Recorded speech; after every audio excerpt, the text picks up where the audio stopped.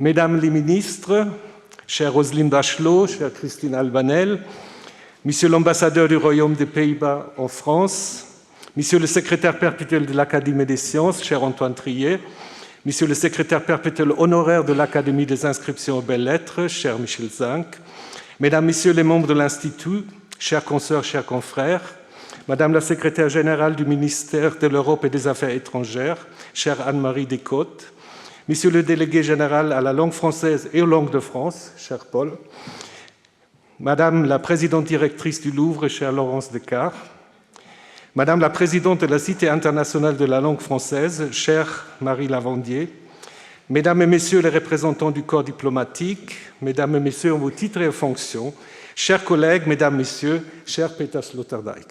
Monsieur Sloterdijk, ça fait partie du rituel français. Nous sommes à quelques mois des élections européennes et les inquiétudes sont grandes. On s'attend à un taux d'abstention record et à une montée sans précédent depuis la création de la communauté européenne des partis d'extrême droite dont le but est de faire l'Europe et de revenir au nationalisme. La réflexion sur l'Europe, son identité et sa diversité est plus que jamais d'actualité et c'est justement le but de la chaire annuelle « L'invention de l'Europe par les langues et les cultures » créée en partenariat avec le ministère de la Culture et notamment avec l'appui de la Délégation générale à la langue française et aux langues de France.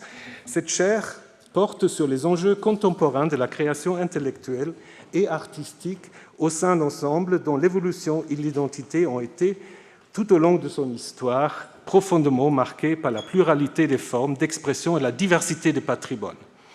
Car l'Europe s'invente aujourd'hui, mais trop souvent à l'insu de ses institutions comme de ses propres citoyens.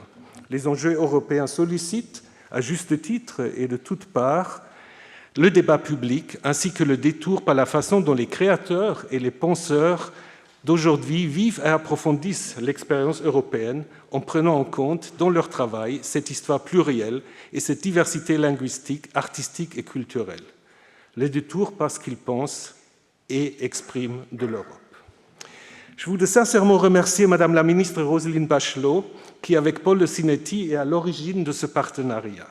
Je voudrais aussi remercier la ministre actuelle de la Culture, qui a accepté que cette chaire soit prolongée pour une durée de 3 ans.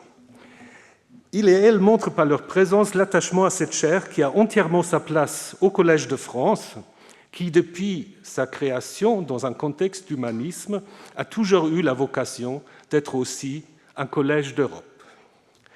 Peut-il avoir une identité politique commune pour les habitants de l'Europe et de l'Union européenne qui sont majoritairement socialisés dans leur identité nationale et qui ont encore toujours du mal à se considérer comme européennes et européens?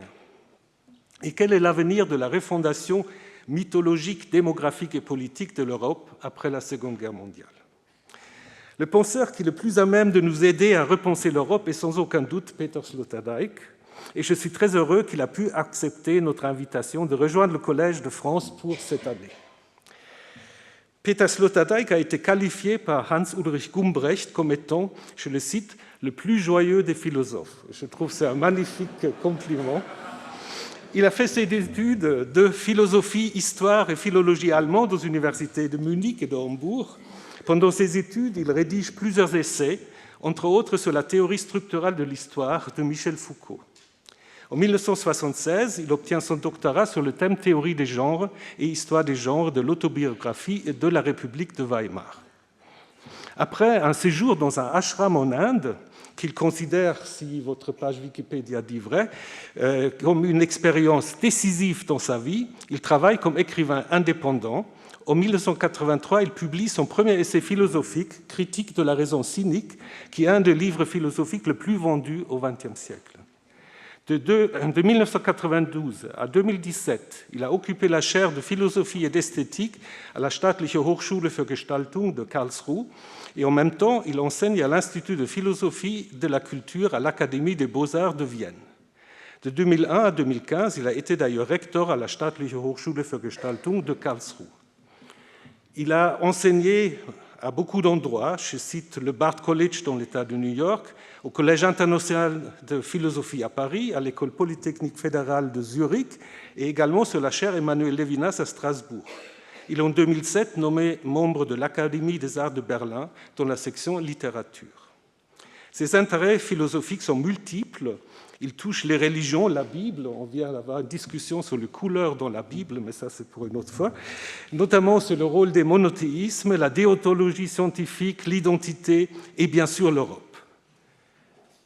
Si je voulais énumérer toutes ces publications, il n'aura plus le temps de parler, donc je vais citer seulement quelques volumes qui ont été traduits en français. D'abord la trilogie Sphère, dont les 3 volumes ont paru en allemand entre 1998 et 2004, Le Palais du Cristal, à l'intérieur du capitalisme planétaire, 2005, Colère et temps, qui a reçu en 2008 le prix européen de l'essai Charles Veillon, La folie de Dieu, du combat des 3 monothéismes, 2007, Après nous le déluge, Les temps modernes comme expérience antigénéalogique, en 2016, Faire parler le ciel de la théopoésie, 2021, et tout récemment, Le remords de Prométhée, du don du feu à la destruction mondiale par le feu, 2023.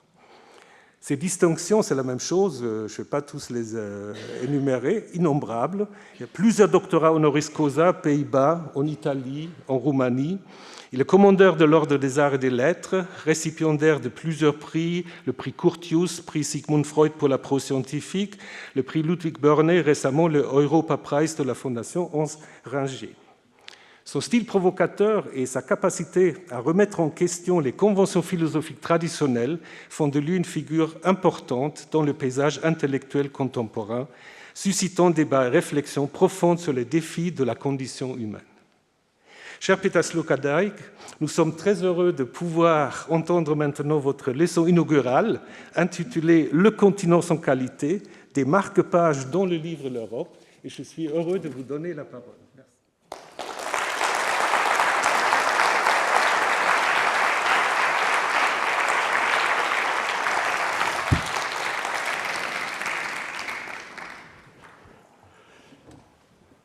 Merci. Merci infiniment, Monsieur Romer.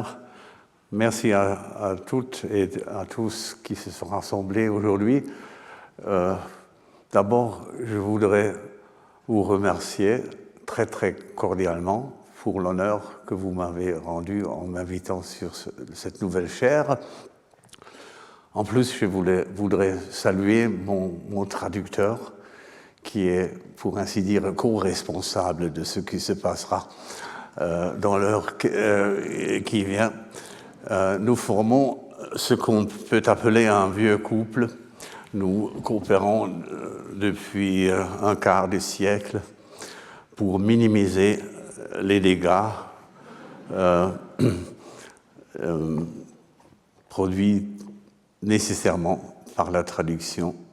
Mais en même temps, on fait un effort pour rajouter la splendeur de l'autre langage à ce que l'auteur a compilé avec ses pauvres facultés. Dans l'heure qui vient, je vais parler de l'Europe à partir d'une perspective pas encore très concrète. Il nous reste 8 soirées pour approfondir le sujet. Suivez-moi, peut-être, si vous voulez, sur un vol d'oiseau sur le terrain européen. Et pour ce faire, il est inévitable de parler d'abord de l'Europe comme excuse, de l'Europe des échappatoires, de l'Europe des nécrologies et des préludes. De tous les reproches adressés dans une période récente à cette étrange entité politique appelée Europe et à ses habitants, reproches qui formeraient une longue litanie si l'on voulait en entendre l'entièreté, le plus clément pourrait être celui qu'elle frappe par l'impossibilité qu'il y a à la joindre, à supposer que l'idée vienne à quelqu'un de vouloir passer un coup de téléphone là-bas. On a attribué au politologue blanchi sous le harnais, qu'était Henry Kissinger, l'ancien secrétaire d'État des États-Unis, décédé en novembre de l'an passé, le bon mot suivant: quand il voulait avoir l'Europe au bout du fil, il ne savait pas qui il devait appeler. L'histoire est trop bien inventée pour qu'on ne la raconte pas de bon cœur, et sans tenir compte du fait que Kissinger ne se souvenait pas d'avoir jamais dit quelque chose de ce genre. Il pensait que l'auteur de cette plaisanterie était un collègue irlandais, ce qui, compte tenu de la situation un peu marginale de Dublin, ne paraît pas dénué de toute plausibilité. Kissinger, quant à lui, ne s'est jamais défendu contre la paternité qu'on lui attribuait pour ce trait d'esprit, parce que c'était, à son avis, tout de même une bonne histoire.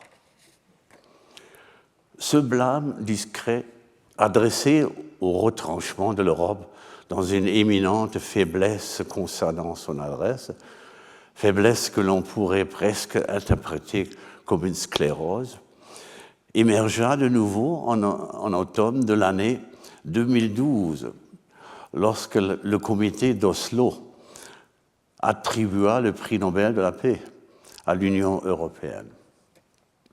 On louait l'Union pour avoir assuré la paix et la prospérité pendant plus de 6 décennies, y compris entre les nations qui s'étaient jadis mutuellement considérées comme des ennemis héréditaires. Et l'éloge dissimulait un étonnement feutré face à la constatation que des États modernes peuvent exister côte à côte sans abattre les uns sur les autres au moins une fois par génération, comme c'était le cas au temps historique.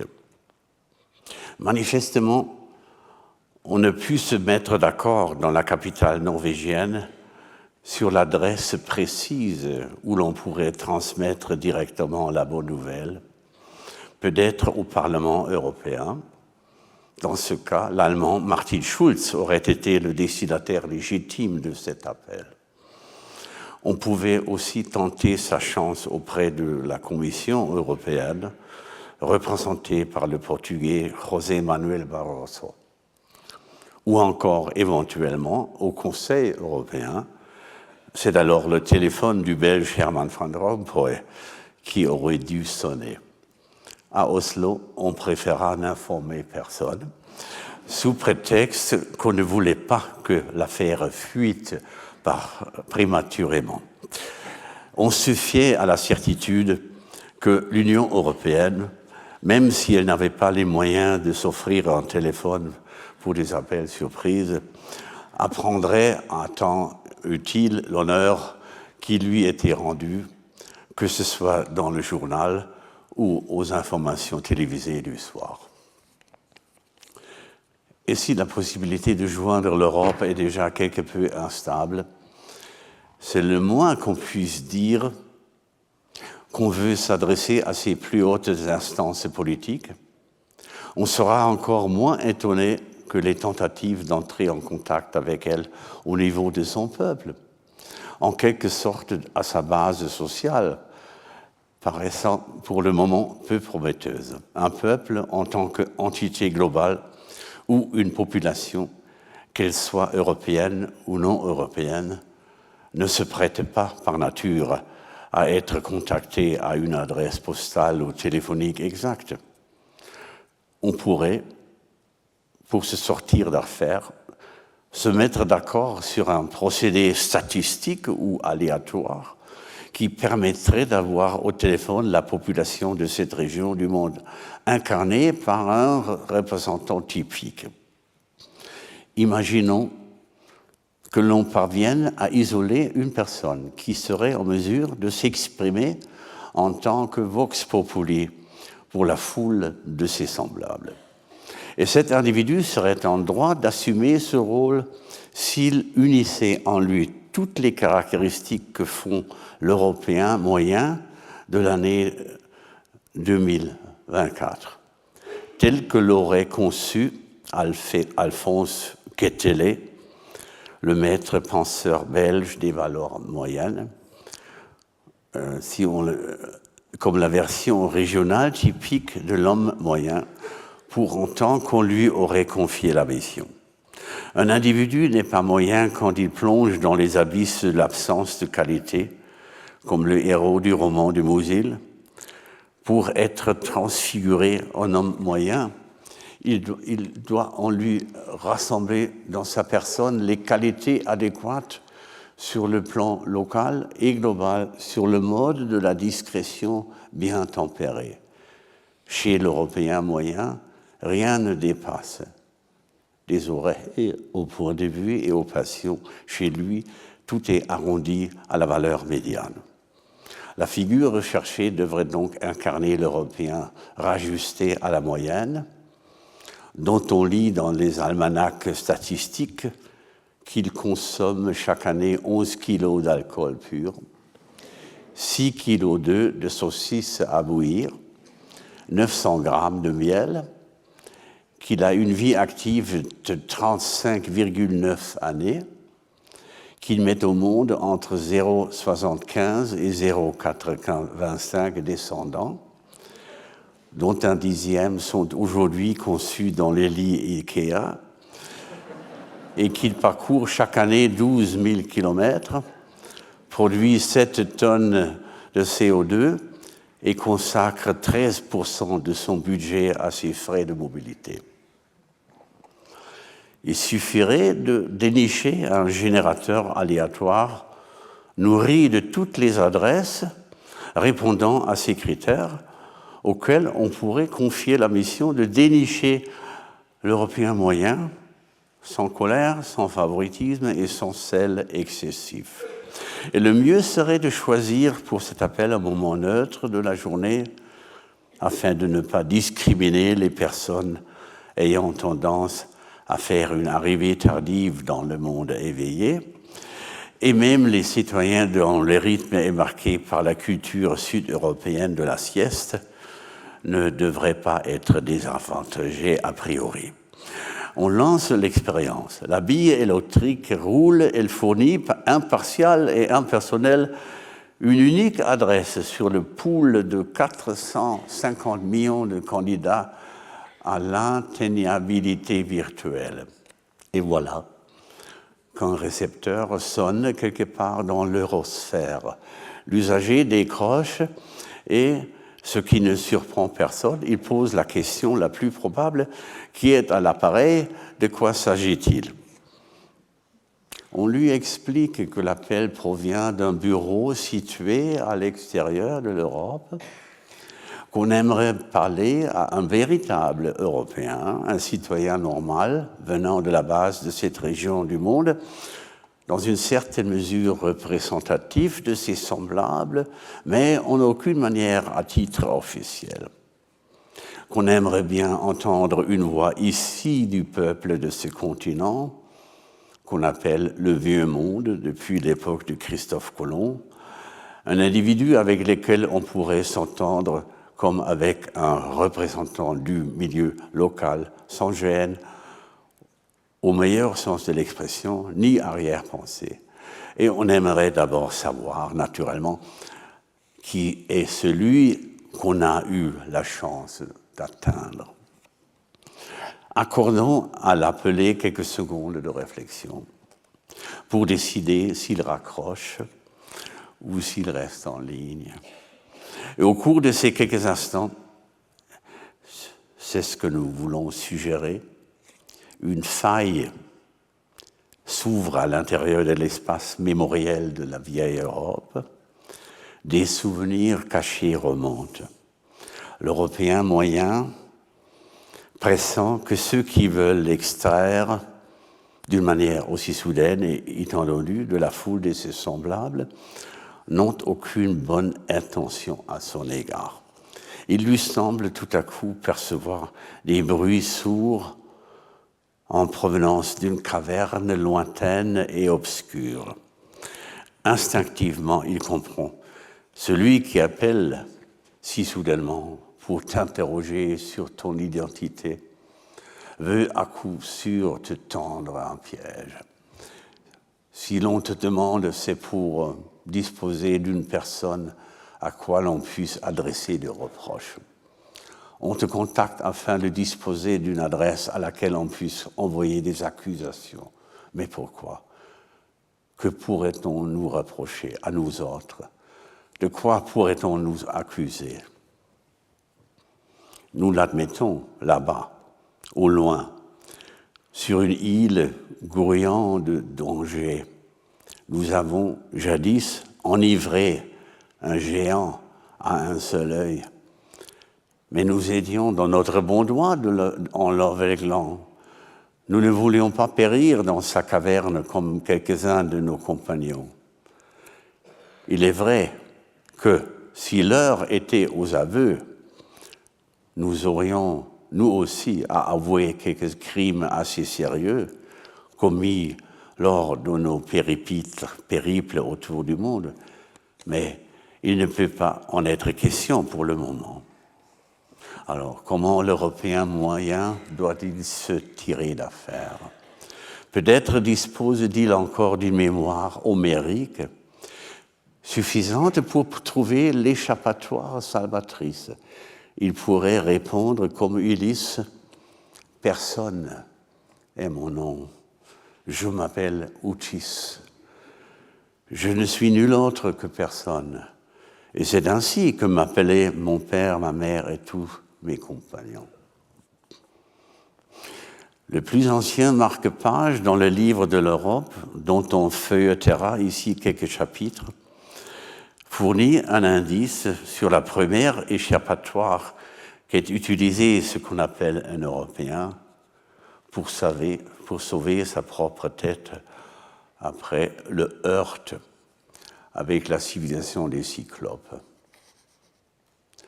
En échappant à la vengeance de Polyphème et de ses alliés grâce à une feinte liée à son nom, il donne un exemple inoubliable de la manière dont, dans l'Europe des premiers temps, comparable en cela au modèle chinois, la ruse, la métisse, la mécanée entra sur scène comme un prélude à la raison discursive et comme son accompagnatrice permanente.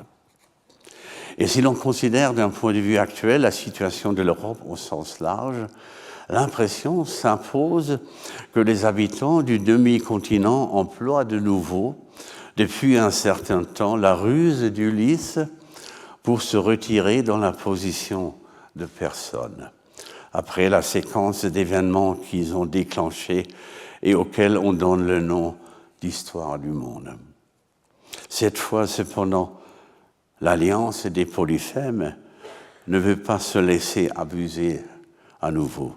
Et même si les navires des Européens se sont réfugiés dans leurs propres eaux, leurs poursuivants les traquent jusque chez eux.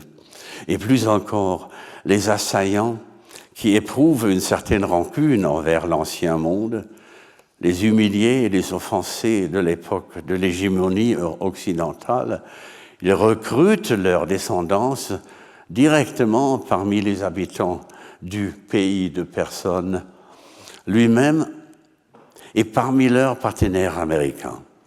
Et tandis que les Européens moyens de Lisbonne à Stettin s'abandonnent de plus en plus à la personnification, au devenir personne, leurs ennemis, de Pékin à Ankara, de Moscou à Téhéran, de Bagdad à Harare, constituent une internationale polyphémique. Et ce serait du reste atténuer la gravité de la situation européenne que de vouloir n'y souligner que la fuite dans l'échappatoire. Pour parler en termes psychologiques, l'esquive qui permet de passer du malaise à la désidentification. La chute de l'Europe après son retrait du centre politique du monde est largement plus grave. Beaucoup d'Européens ont cessé de s'intéresser à eux-mêmes. Ils balaient le sujet d'un revers de main quand on parle de former un nouveau projet à partir des restes du vieux continent. S'ils le pouvaient, ils échangeraient eux-mêmes contre n'importe qui d'autre. Peut-être comme Giorgio Agamben avait en tête de remplacer le citoyen par la figure du réfugié. Et l'on ferait preuve de légèreté d'esprit en expliquant de tels propos par le seul extrémisme coquet qui a attiré l'attention dans le dernier tiers du XXe siècle en profitant de l'intérêt ravivé pour les questions de théologie politique. On comprend que le subtil mépris de l'Europe qu'on relève dans les phrases d'Agamben puise dans un mépris dont l'origine est plus ancienne. Dans l'Antiquité tardive, partant des marges orientales du monde méditerranéen, il avait pénétré la sphère de l'orthodoxie chrétienne. Et à l'en croire, le monde dans son ensemble était un lieu qui ne reconnaîtrait aucun habitant doté de droits supérieurs à rester sur place. Il pourrait, à la rigueur, proposer le nécessaire pour héberger des personnes en transit. Dès lors, on ne devrait pas y traiter les nouveau-nés autrement que comme des immigrés clandestins, même si les uns font le voyage par divers itinéraires méditerranéens, tandis que les autres empruntent le portail maternel notoire. Et les expressions de cette tendance n'ont pas attendu les années 1990 pour circuler. On avait déjà entendu des tonalités analogues au cours des décennies précédentes. Dans le concert des rejets de la civilisation occidentale exprimés des deux côtés de l'Atlantique, on est toujours frappé par la sentence de la jeune Susan Sontag, publiée dans le numéro d'hiver 1967 du Partisan Review.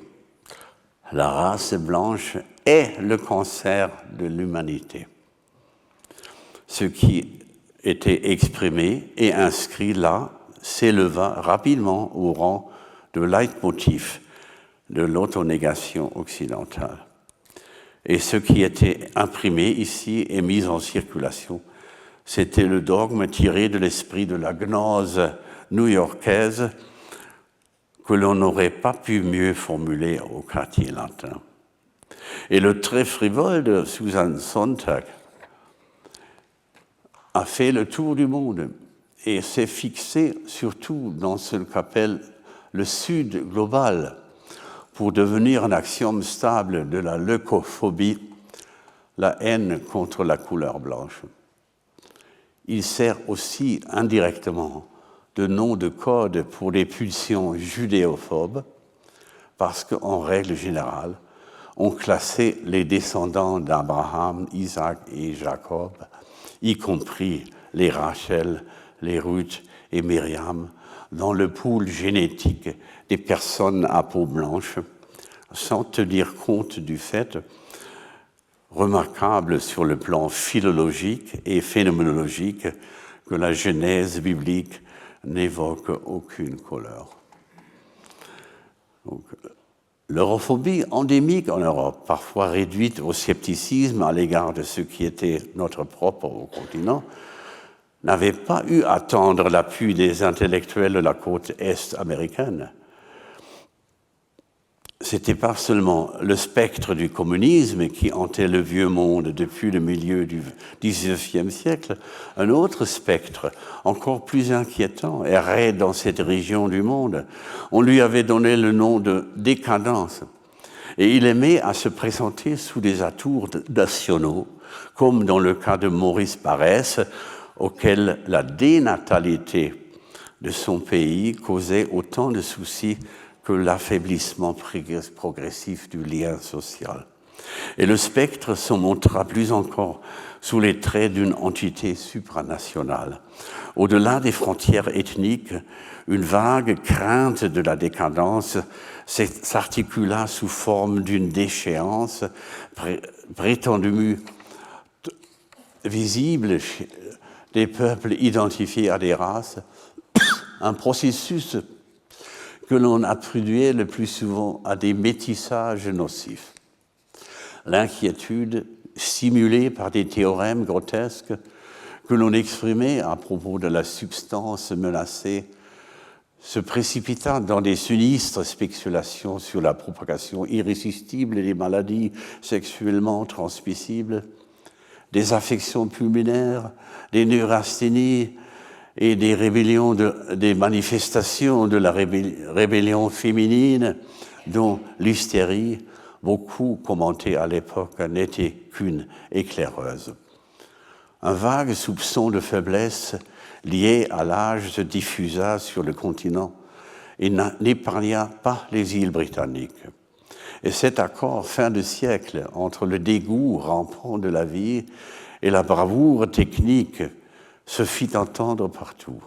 En lui s'animait quelque chose de ce que Nietzsche avait appelé la nouvelle musique pour de nouvelles oreilles. La tour Eiffel se dressa au-dessus de la capitale étonnée des Français, commandée ponctuellement pour le centenaire de la Révolution française en 1889, comme si elle devait prononcer le dernier mot de l'Europe pour ce qui concernait sa volonté et sa capacité constructive. Mais dans les romans de l'époque, par exemple chez Joris Karl Huysmans, dont À rebours avait paru peu avant, on faisait la connaissance d'hommes trop raffinés pour résister à un trajet entre leur domicile et la gare. Et on s'offrait des colonies et des migraines en pressentant que les unes comme les autres déboucheraient tôt ou tard sur des situations qu'on ne pourrait qualifier autrement que d'intenables. L'historien des idées Michel Vinocq a décrit en détail les cercles des épuisements nationaux en France avant le passage au XXe siècle, y compris les tentations érotiques du romantisme noir. C'étaient les décennies apparemment heureuses où comprendre l'Europe signifiait comprendre la France.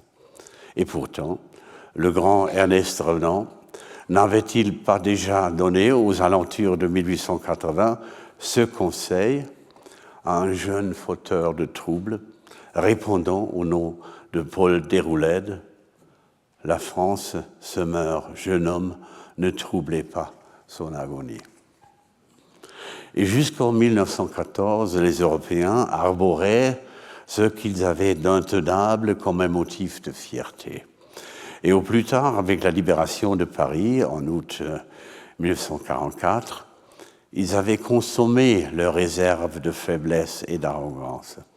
Et pourtant, on ne manque pas, jusqu'à ce jour, de retardataires qui se complaisent à répéter les sombres diagnostics de 1918 comme s'il s'agissait de nouvelles fraîches.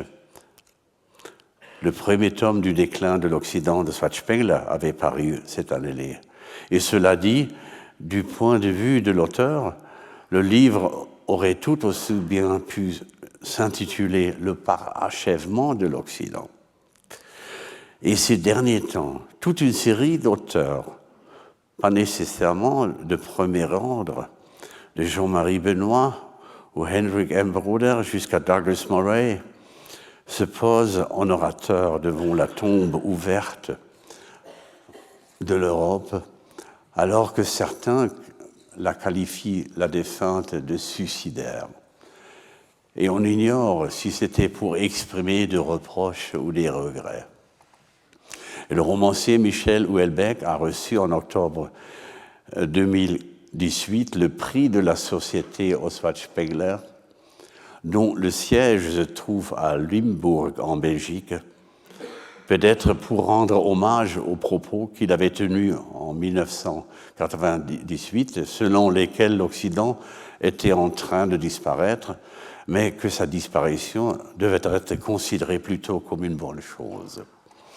Ce qui montre accessoirement comment, en France, en Belgique et dans quelques cercles allemands passéistes, le déclinisme continue à nourrir son homme. Et que Michel Onfray ait pu dire en février 2016 que notre civilisation était morte n'étonne pas réellement. Cependant, il y a une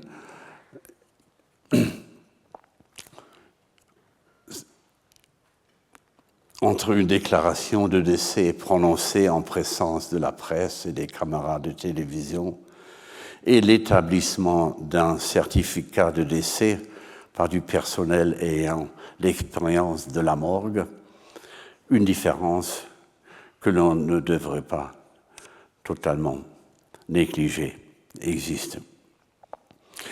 Résumons-nous ce que nous appelons ici Europe, pour des raisons de simplification pratique, constitue une entité tout à fait complexe et composée de multiples éléments dotés d'une certaine profondeur temporelle.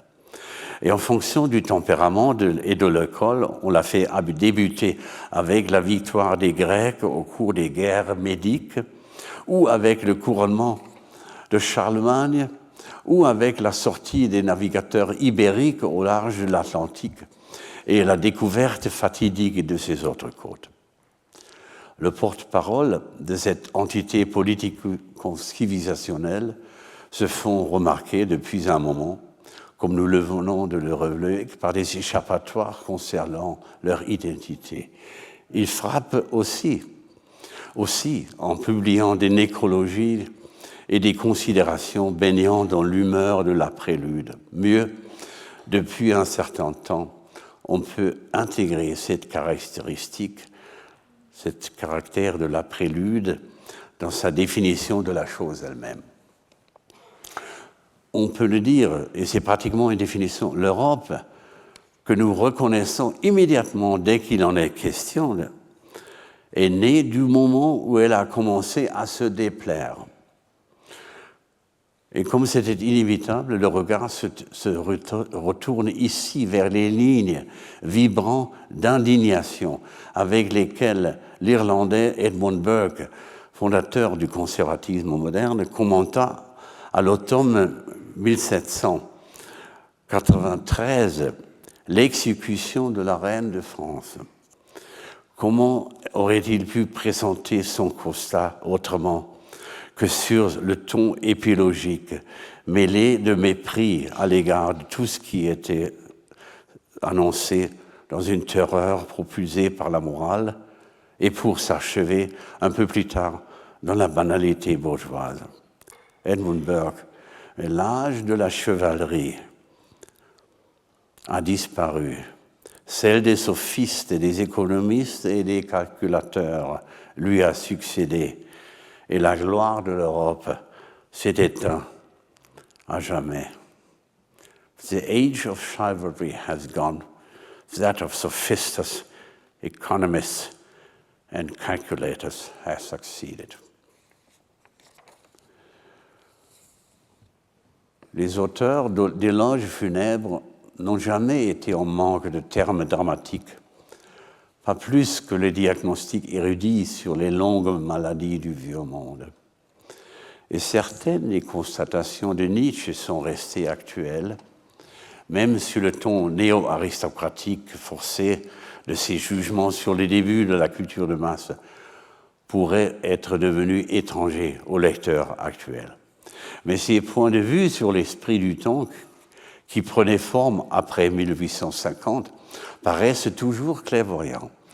Dans les systèmes positivistes de ces années-là, qu'ils aient été présentés par des Français comme Auguste Comte ou des Anglais comme John Stuart Mills ou Herbert Spencer, on sent pourtant, selon le psychologue de la civilisation qui vivait sur les hauteurs de Sils Maria, à 6000 pieds au-delà de la réforme des rentes et de la question des sociales, la recherche à laquelle se livrent des sujets instables pour trouver d'ultimes points d'accroche dans la sphère de l'affectif, animés par ce qui relève de la lassitude, du fatalisme, de la désillusion, de la crainte d'une désillusion nouvelle, accompagnant de traits exposés ostensiblement comme du ressentiment, de la mauvaise humeur, d'un anarchisme d'exaspération, et tous les autres symptômes ou mascarades du sentiment de faiblesse.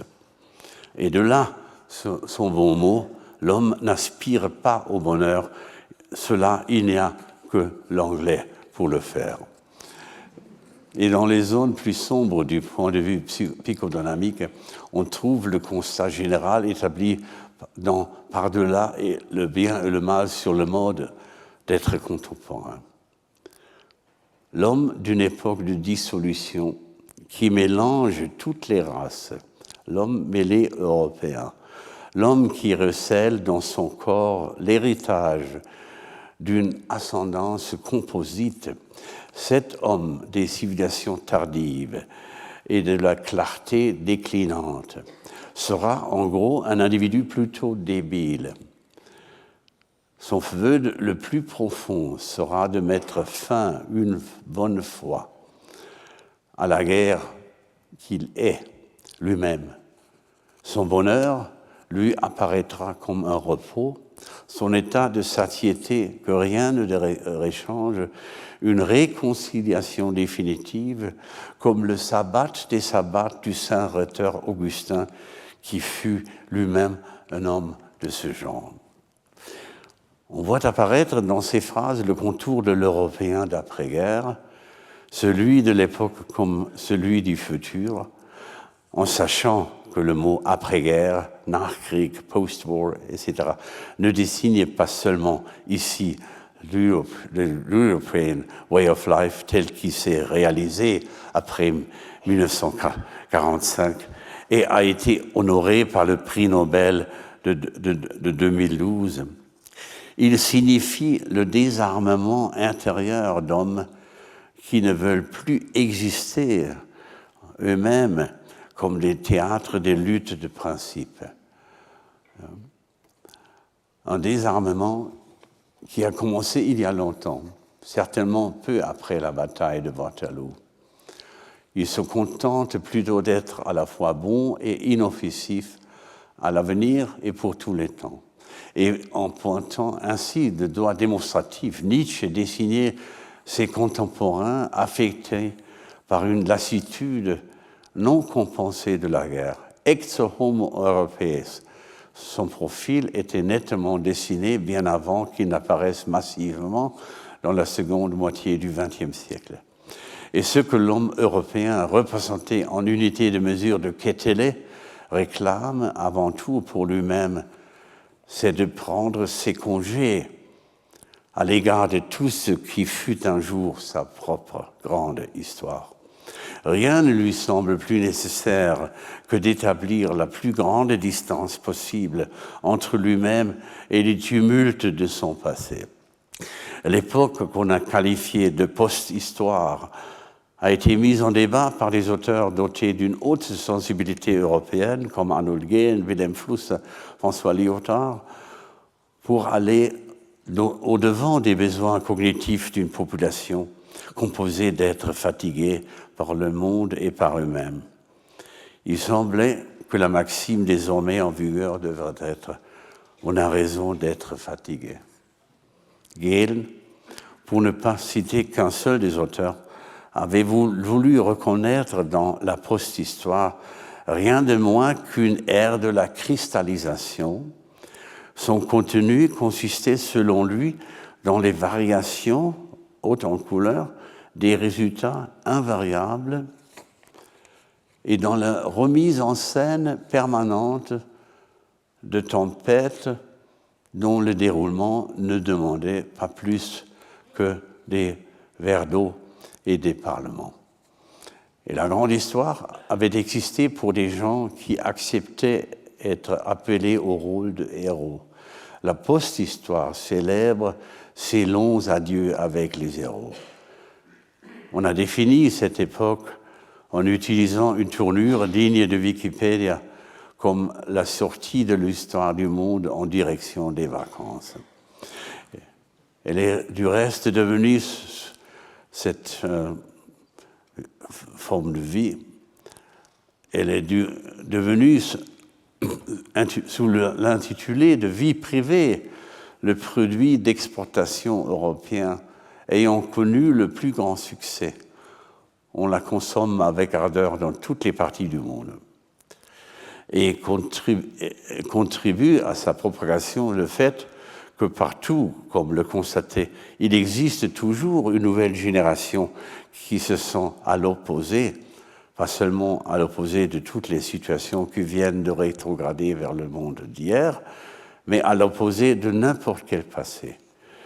Et dès lors, l'Europe ne serait qu'un produit de la Verharmlosung réussie, un mot allemand dont le sens et la sonorité ne sont que imparfaitement rendus par des expressions françaises et britanniques comme banalisation, minimalisation, trivialisation. Il serait injuste de reprocher aux Européens de notre temps de ne plus avoir des grands objectifs. Leur ambition, qui ne s'est pas éteinte, est de faire en sorte que la différence entre politique et administration, entre démocratie et système d'assurance, se réduise à l'avenir de décennie en décennie, comme on l'avait vécu et comme Granossa le saluait à partir des années 50 et jusqu'à l'implosion du bloc de l'Est autour de l'an 1990. Après le 11 septembre 2001, des obstacles inattendus ont contrecarré les ambitions sécuritaires croissantes des Européens. Il n'est pas nécessaire de les commenter ici en détail. Il ne nous est toujours pas facile d'expliquer où nous en sommes avec nous-mêmes et le reste du monde. Et la superbe formule « reste du monde » paraît anachronique dans la bouche d'Européens de notre temps. Il flotte encore aussi un peu d'amertume. On ne peut se défaire de l'impression que le monde se produit depuis longtemps ailleurs, tandis que nous-mêmes, nous nous retrouvons dans le reste. Dans son essai « L'autre cap », écrit peu après la chute du mur de Berlin à l'occasion d'un congrès à Turin, Jacques Derrida se consacre au souci de savoir si une nouvelle monstruosité ne pouvait pas naître du caractère de restant qui s'attachait à l'Europe, qu'on l'appelle décentrage ou provincialisation. Pendant un moment, il a paru plausible de se demander si l'Ouest, dans son ensemble, n'allait pas voir pousser sur son corps de nouvelles têtes de dragon après l'effondrement de l'Union soviétique. Tout se passait comme si nous entendions une exhortation à nous garder des pensées qui s'agitaient presque inéluctablement dans nos esprits après que le colosse de l'Est européen était tombé de ses pieds d'argile. Il pouvait y avoir des pensées de dragons tapis en arrière-plan, attendant la première occasion de faire le retour. Et pour que l'Europe du futur soit comprise correctement, il faut la penser comme avec une tête coupée. Et le corps de dragon de jadis, composé d'une douzaine de pays-mères, comme on les appelait, et de leur extension coloniale, ce composite monstrueux que nous avons cru mort au plus tard à partir de l'année africaine, que fut l'année 1960, ou à la rigueur de la signature des accords d'Évian, qui marquèrent la fin de la guerre d'Algérie en mars 1962. Ce composite, donc, devrait être enterré et rester scellé sous une plaque massive, et que le demi-cadavre de la Russie impériale ait été secoué par des convulsions du réveil après s'être fait passer pour mort pendant 69 ans sous l'enveloppe soviétique. Cela devrait tout aussi peu nous induire en erreur, en dépit de la satisfaction que nous procure la marche des choses, que le triomphalisme des libéraux américains, lesquels voyaient d'un seul coup se dégager la voie menant à la domination unique des États-Unis sur le monde. Les idées qui devaient germer sur la tête coupée d'une Europe qui avait cessé d'être monstrueuse seraient contraintes de puiser leurs forces à d'autres sources qu'à celles de la première époque des navigateurs et de leurs programmes d'extension. Il est indéniable qu'à l'ère de la mondialisation nautique, on avait fait preuve d'un trop grand sans-gêne en allant fouiller dans les motifs chrétiens et les fantasmes des civilisations afin de revendiquer, pour les ambitions des États européens, les meilleures places sous les soleils d'Amérique, d'Asie et d'Afrique. Et la papauté elle-même, incarnée dans sa corruption exemplaire par Alexandre VI de la dynastie des Borgia espagnole, avait béni avec le traité de Tordesillas au cours de l'été 1494 la répartition du monde entre les découvreurs pilleurs du Portugal et de la Castille. Mais les conséquences de cette division se sont consolidées depuis longtemps. Et depuis l'époque de Simón Bolívar, l'Amérique du Sud, qu'on l'appelle souvent latine, cherche un modus vivendi au-delà de la colonialité, bien que son libertador, sous le coup de 1989 et dans le sillage des opérations de Napoléon, ait agi en respectant pleinement les catégories de l'Europe contemporaine. Pour ce qui concerne l'Europe réduite à elle-même aux dimensions d'un continent sans colonie, personne n'ira affirmer que les sources alternatives ont actuellement un débit remarquable. On peut également expliquer pourquoi leur flot ne se tarira pas nécessairement. En quelques décennies, la tête coupée s'est rattachée d'en haut et sans énergie spécifique venue d'en bas à un corps complexe, mais qui n'est plus monstrueux, composé de 27 organes. Et on cherche encore les noms et les concepts permettant de désigner cette non-chose dont il n'existe pas de modèle dans l'histoire des grands corps politiques. Et les méditations auxquelles Derrida se livre en 1990, sous le coup de ce qui arrivait de neuf à l'Est, se lisent aujourd'hui comme un chef-d'œuvre d'imprécision, lequel tentait de présenter les conditionnels et ses impératifs sinueux comme les garants de la circonspection et de la prudence que commandait l'histoire. Derrida comptait au nombre des penseurs qui semblaient croire sérieusement que d'une parole sortie précipitamment de la bouche d'un philosophe pourrait découler par le détour de multiplication idéologique de nouvelles grandes guerres. Et il choisit le ton d'un conseiller en sécurité, travaillant pour un fantôme qui hésitait à viser sa propre incarnation. Au bon sens comme au mauvais, ces explications méandreuses et ces jeux un peu creux avec les mots cap, capital, ont la valeur d'un témoignage sur les embarras de cette région sortie comme une grandeur brisée de la séquence composée par la double guerre de 1914 à 1945. Derrida posait cette question rhétorique: l'Europe a-t-elle jamais existé? Mais nous sommes de ces jeunes gens qui se lèvent dès l'aube, vieux et fatigués. Nous sommes déjà épuisés.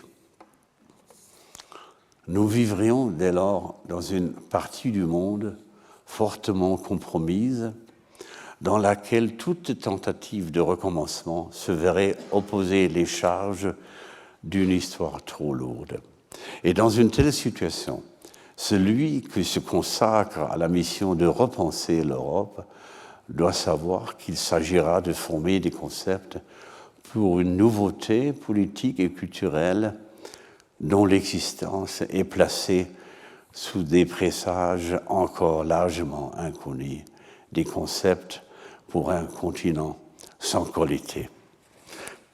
Habité par un demi-milliard de personnes, refuge convoité pour d'innombrables migrants potentiels, Il cherche depuis la fin de la Seconde Guerre mondiale une nouvelle définition pour lui-même et pour les peuples.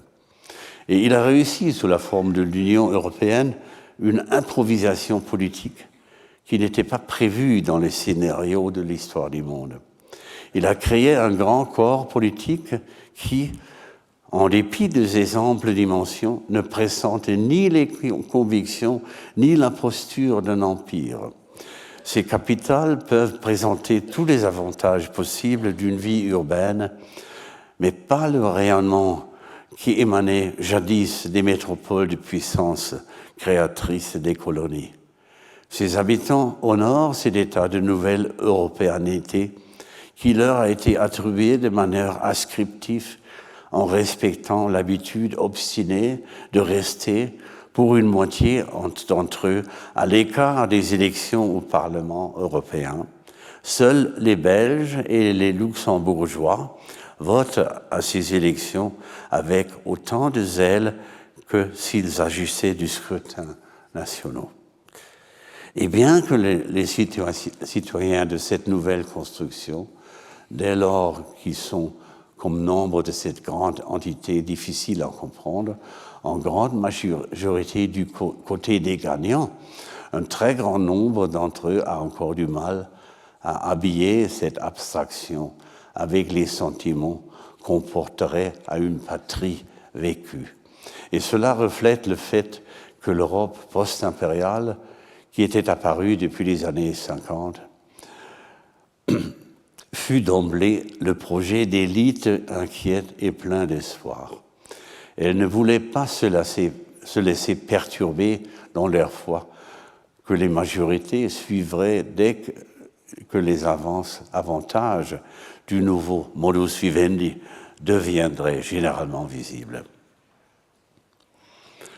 On est forcé de craindre que Dostoïevski ait réussi à définir dans une intuition soudaine l'homme contemporain de ce continent sous l'optique du christianisme orthodoxe lorsqu'il publia dans ses carnets du sous-sol cette cruelle nouvelle de 1864 qui catapulta le ressentiment sur la scène de la littérature mondiale lorsqu'il faisait dire à son protagoniste que l'homme est une créature bipède et ingrate. Et l'Européen moyen de notre temps, qui vit dans la colère, pas toujours injustifiée, que lui inspire la marche souvent opaque et presque extraterrestre des affaires à Bruxelles et à Strasbourg, sans réfléchir aux prémices de son existence, l'Européen moyen est l'incarnation de l'ingratitude, pour autant qu'elle signifie se laisser porter par la dérive des situations quasi post-historiques, sans savoir, a fortiori, et sans vouloir savoir de quelle source est sorti le modus vivendi contemporain. L'Européen d'aujourd'hui est trop souvent le consommateur final d'un confort dont il n'a plus la moindre idée des conditions d'existence. Dans son existence perforée par des failles du souvenir, la phrase de Stephen Daedalus est devenue réalité. L'histoire est le cauchemar dont j'essaie de m'éveiller. Et nous allons tenter, au cours des séances suivantes, de prendre un peu à la gorge cet esprit de l'ingratitude. Nous partirons pour se faire de l'hypothèse que l'ingratitude n'est qu'un synonyme d'un manque de culture et un symptôme curable du dit. Et nous définissons ici l'Europe comme un livre trop peu lu par ceux qu'elle concerne, et que ceux qui la haïssent feuillettent en pratiquant une lecture unilatérale.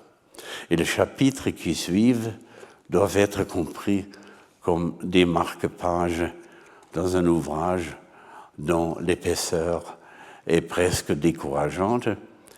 Ils y soulignent quelques passages en priant un public souvent distrait d'accorder une minute d'attention aux pages marquées. Merci.